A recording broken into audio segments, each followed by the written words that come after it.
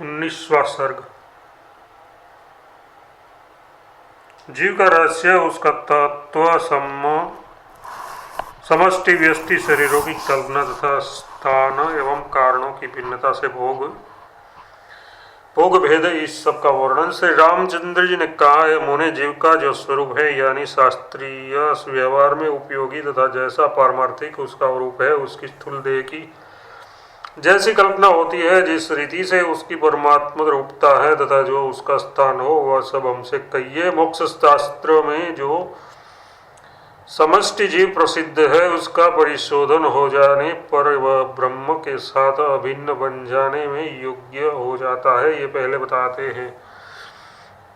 महाराज वशिष्ठ जी ने कहा, भद्र अनंत व्यापक जो चेतन ब्रह्म है, वही अपने संकल्प से प्राण द्वारा जीव यों व्यवहार होकर तथा चक्षु आदि द्वारा दूसरा चित्त नाम वाला होकर जीव शब्द से कहा जाता है, उसका पारमार्थिक स्वरूप बताते हैं। भद्र जो पुरुष पर अनुरूप नहीं है, जो स्थूल नहीं है, जो न शून्य स्वरूप है, जो शून्य अवकाश के अंतर्गत है, जो चिन्मात्र अनुभव स्वरूप है और सर्वत्र व्यापक है, वही जीव कहलाता है। जो सूक्ष्माति सूक्ष्म वस्तुओं से भी सूक्ष्म है, जो गुरुत्तम वस्तुओं में सबसे बढ़कर चढ़कर गुरुत्तम स्थूलतम है, जो तुच्छ रूप नहीं है और जो सर्वात्मक है, उसी को पंडित लोग जीव कहते हैं। जीव की सर्वव्यापकता को अनुभव पर चढ़ाते हैं।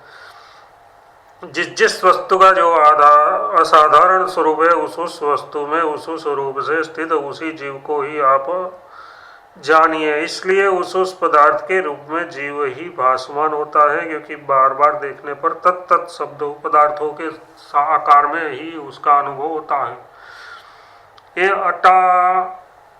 अटाट्य नियम है। तात्पर्य है कि घट और चक्षु का संबंध होने पर चक्षु के द्वारा निकला हुआ अंतःकरण स्ववृत्ति में संबंध घटावच्छिन्न जीव चैतन्य को ही ये घट प्रकाशित होता है। इस रूप से घट स्वभाव के तादात्म्य रूप से ही अनुभव कराता है। हे श्री रामचंद्र जी, अतः एवं समष्टि जीव जहाँ पर जीव रूप से संकल्प करता है, वहाँ पर उस रूप का हो जाता है, क्योंकि समष्टि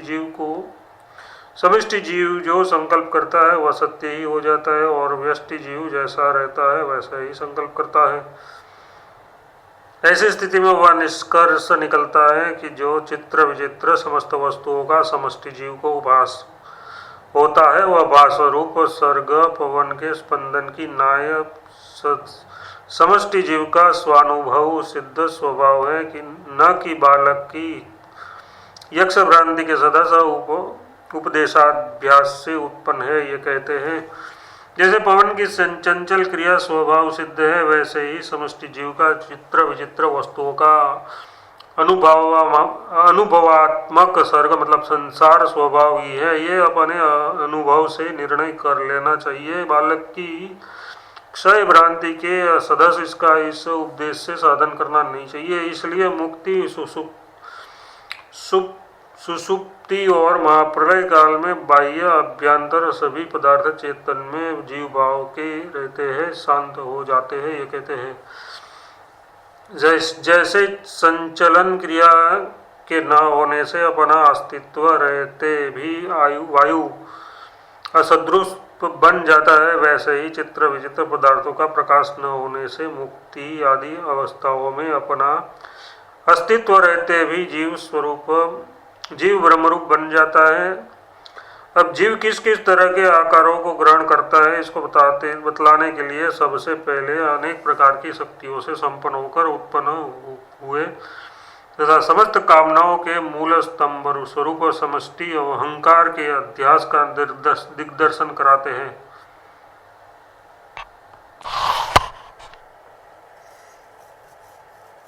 अब सूक्ष्म भूतों के संस्कारों की उत्पत्ति रूप समष्टि चित्त की कल्पना बताते हैं। अनंत देश काल क्रिया और द्रव्य से युक्त संस्कार रूप से थोड़ा सा आविर्भाव होने के कारण युक्त एवं उनसे अयुक्त, स्थूल रूप से भलीभांति आविर्भाव न होने के कारण अयुक्त, स्वयं असत्य होती हुई भी सत्य वस्तु के सदस्य स्फुरित हो रही केवल असत्य स्वरूप वाली समष्टि चित्त रूपता को के कारण तथा सूक्ष्मतम जल का संबंध होने के कारण हिम परमाणु के सदस्य असदाकार परमाणु रूपता का आत्मा में अवलोकन करता है, यानी आत्मा को परिच्छिन्न समझ बैठता है। अपनी आत्मस्वरूपता के विषय में स्वप्न में अपने मरण के सदस्य तथा स्वप्न में बाधादि स्वरूपता के दर्शन से प्रतीयमान अपने हाथ पैर आदि अवयवों की अन्य रूपता के सदस्य उसकी समष्टि चित्तरूप विष्णु रूपता की भावना करता हुआ चेतन सत्ता को भूलकर उसी की कल्पना के पीछे पीछे दौड़ता रहता है। अनंतर इस तरह का जाना गया युक्त चेतन अपने स्वरूप में तत्काल स्थूल रूपता का पंचीकरण से स्थूलता संपादन कर स्थूल समष्टि विराट रूप होकर स्थूल रूपता का अनुभव करता है और उसमें अपने समष्टियात्मक द्रव्य स्वभाव मन को चंद्रबिंब के सदस्य समझने लग जाता है। यही उसकी बुद्धि समष्टि रूप ब्रह्म रूपता है। विराट देह में उसके भोग की उत्पत्ति के लिए समष्टि रूप मन से आदित्यादि रूप 5 इंद्रियों और उसके स्थल भेद की कल्पना को कहते हैं। अनंतर चंद्रबिंब स्वरूप अपने स्वरूप में काकलाय न्याय के सदस्य अकस्मात उत्पन्न हुई भिन्न भिन्न 5 इंद्रियों के रूप में ये स्वयं प्रकाशित होने लगता है। इसके बाद 5 इंद्रियों के अलग अलग 5 स्थानों के रूप में ये अपना अनुभव करता है और उसके स्थानभूत अलग अलग रूप आदि के उपभोग द्वारा का भी अनुभव करता है। पीछे आदित्य, दिशा, जलवायु और पृथ्वी रूप 5 इंद्रिय स्थान रूप अवयवों से युक्त होकर रूप आदि 5 विषयों का उपभोग कर रहा विराट पुरुष बन जाता है। ये विराट पुरुष अनेक मानसिक विकल्पों के कारण अनंत आकार की कल्पनाओं द्वारा अनंत आकारों के विज्ञान से युक्त रहता है। इसका स्वरूप अव्यक्त है तथा समस्त विकारों से शून्य है। उनके मनोमय रूप होने पर भी स्वतः सिद्ध ज्ञानेश्वर्य से एवं सब शक्तियों से संपन्न होने के कारण वह जीव और ईश्वर दोनों रूप है। इस अभिप्राय से कहते हैं यह मनोमय रूप से उदित हुआ हिरण्य गर्भ सर्वप्रथम पर ब्रह्म से आविर्भूत है, अतः आकाश के समान विशद शांत नित्य आनंद स्वरूप एवं प्रकाशमयी है। समस्त प्राणियों का समष्टि रूप अद्वितीय विराट पुरुष परम परमेश्वर रूप है और पंचभूतात्मा न होने पर भी पंचभूतात्मा के सदस्य भासमान है।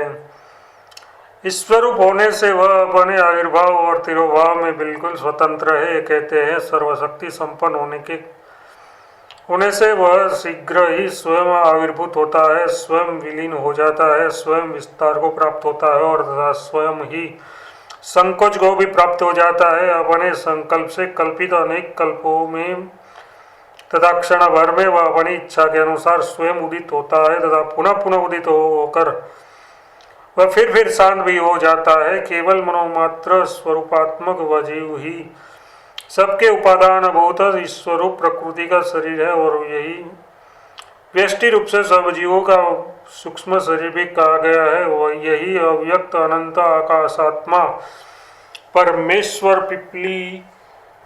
पिपीलिकादि सूक्ष्म देहों में स्थूल, सूक्ष्म पदार्थों में स्थूल, सबके बाहर और भीतर व्यक्त अव्यक्त परमार्थ में किंचित रूप न होने पर भी व्यवहार में किंचित रूप यानी परिच्छिन्न रूप है। श्री रामचंद्र जी मूर्त एवं अमृत स्वरूप पंच ज्ञानेन्द्रिय कर्मेंद्रिय सहित प्राण, षष्टेन्द्रिय, मन और अहंकार ये 8 उस पुरुष के अंग है। उसने अपने 4 मुखों से शब्दार्थों की कल्पना से युक्त उन 4 वेदों का गान किया है। उसने शास्त्रीय सदाचार आदि की मर्यादा इस ढंग से स्थापित की है कि आज भी ज्यों की त्यों व्यवस्थित रूप से चली आ रही है। अनंत आकाश इस पुरुष का मस्तक है, पृथ्वी उसके पैर का तलवा है, मध्याकार इसका उदर है तथा ये ब्रह्मांड उसका शरीर है। अनंत लोक इस विराट पुरुष के पार्श्व के अवयव है, जल रत्न है, पार्श्व के अवयव है, जल रक्त है, समस्त पर्वत मांसपेशियां है और निरंतर बह रही है नदियां उसकी नाड़ियां है। ये सब समुद्र रक्त संचय की पेशियां है। ये सभी द्वीप 6 कोसों के वेष्टन है, दिशाएं बाहु है और ये चमकते तारे रोम समूह है। आवह प्रवाह आदि 49 पवन, इसी प्राणवायु मर्तंड मंडल, उसकी क्रूर आंखें और बड़वा नल इसका चित्त है।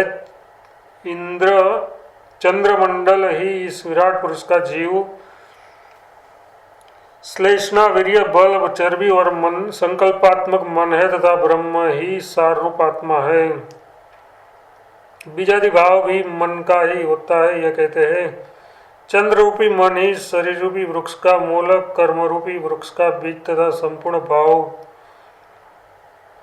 पदार्थों का उत्पादन करने एवं अन्नादि रूप से वर्धन करने से आनंद का कारण है। वही विराट शरीर में जीव है, क्योंकि अनंत रूप उसी से समष्टि प्राणों का धारण होता है। इस आशय से कहते हैं जो ये चंद्रमंडल है वही सम्राट जीव कहलाता है। अन्नमयी व्यष्टि शरीरों का वह बीज है, प्राण हेतुक संपूर्ण कर्मों का मूल है और व्यष्टि मन का वही कारण है। उसी को फिर स्पष्ट रूप से कहते हैं ये चंद्र रूपी विराट जीव से इस तीनों लोकों में सब जीव कर्म मन विषय भोग तथा मोक्ष प्रवृत्त होते हैं। इस चंद्र रूपी विराट जीव से संकल्प स्वरूप ही ये ब्रह्मा विष्णु और भगवान शंकर आदि देवता है तथा उसी के चित्त के चमत्कार रूप से सूर असुर और पक्षी आदि नाना प्रकार के जीव समुदाय है। चित्त उपहित चित्ती के विवर्त रूप से चित्त की चमत्कारता को प्रकट करते हैं। सृष्टि के आदि में चंद्रमा की अत्यंत सूक्ष्म अमृत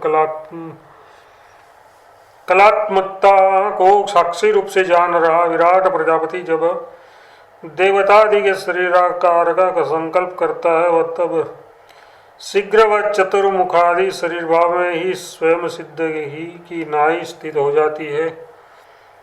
तात्पर्य है कि वह सत्य संकल्प वाला होने से शीघ्र संकल्पित रूप से ही परिणित हो जाता है। इसलिए वे है रघुद्र इस चंद्रमंडल को ही आप संपूर्ण जीव समष्टि रूप जीव विराट जीव का स्थान और पंचीकृत पंचभूतावयव युक्त शरीर समझिए। इसी का जागृत अवस्था को सबको अनुभव होता है। चंद्र रूपी विराट जीव से व्यष्टि जीव का प्रसार हो पहले कहा गया है, उसका उपादान करते हैं। चंद्रमा रूपी विराट जीव से प्राणियों के जीवन के साधन भूत अन्न आदि सब पदार्थ जो औषधियों में चंद्रकलाओं के प्रसार रूप है सर्वत्र प्रसूत होते हैं। वे ही जीवित प्राणियों के शरीरों में जीव होकर जो जीते हैं और